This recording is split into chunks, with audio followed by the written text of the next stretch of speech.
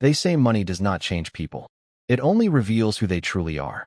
On the quiet edge of a wealthy African city stood a mansion that looked peaceful from the outside.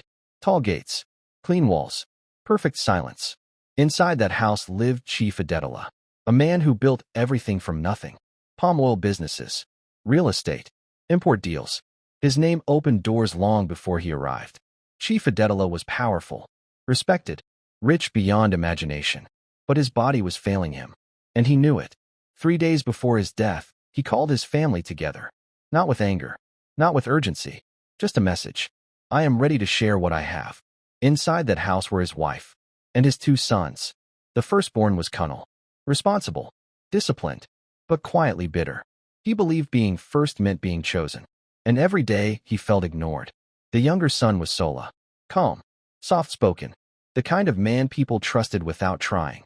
And that was the problem. Chief Adetola loved Sola openly. He trusted him with documents, asked for his opinions, spoke his name with pride. Kunal noticed everything and said nothing. But silence is where resentment grows. That night, Chief Adetola stayed alone in his study, reviewing files, arranging documents, preparing for the morning that would decide everything. Morning never came. At exactly 6:12 a.m., Chief Adetola was found seated in his chair. Cold, still, gone. No signs of struggle, no broken doors, no blood, just a dead man, and 3 people who stood to gain from his absence. The police arrived quietly. Inspector Damalola led the investigation, a man known for patience and suspicion.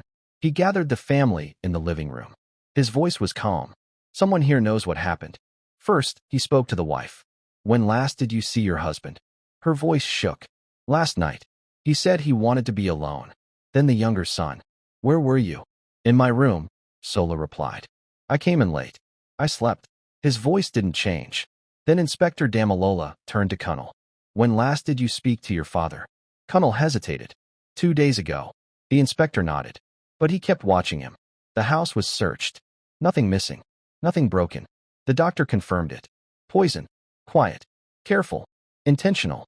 Inspector Damalola returned to the living room. This was planned, he said. Someone didn't want that meeting to happen. Only 3 people had access to the study. The wife, Sola, and Kunal.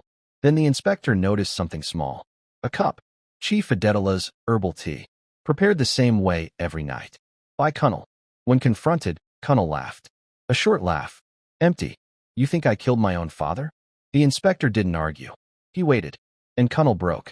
Do you know what it feels like, Kunal said, to be the first son and still invisible? His voice shook, not with regret, but with anger. He loved Sola more, trusted him more. He was going to give him everything. Kunal lowered his head. So I stopped the meeting. If he couldn't choose, then nobody would. The room fell silent. Sola stared at his brother like a stranger. Inspector Damalola stood slowly. Jealousy, he said, is the quietest murderer. Kunal was arrested that morning. The mansion stayed silent. The wealth remained untouched. And the man who killed to gain everything lost everything. Because money can build families. But greed destroys them. This is Shadow Tales.